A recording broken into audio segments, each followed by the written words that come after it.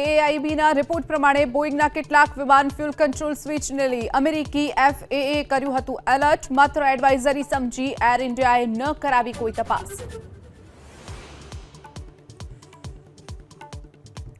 વલસાડમાં national highway પર ખાડાના કારણે મોત થયું તો કોન્ટ્રાક્ટરની ખેર નહીં. માનવ મૃત્યુનો નોંધાશે ગુનો તો 10 દિવસમાં હાઈવે રિપેર કરવા કલેક્ટર ભવ્ય વર્માનો આદેશ.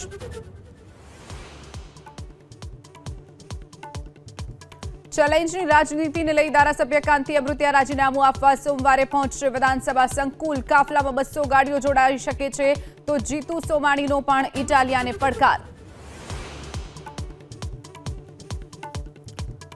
જૂનાગઢના દુધાળાની પ્રાથમિક શાળાનો શિક્ષક દારૂના નશામાં ઝડપાયો. DPO સામે જ નશાની હાલતમાં પરિતકુમાર કનેરિયા વાણીવિલાસ કરતો હોવાનો આરોપ.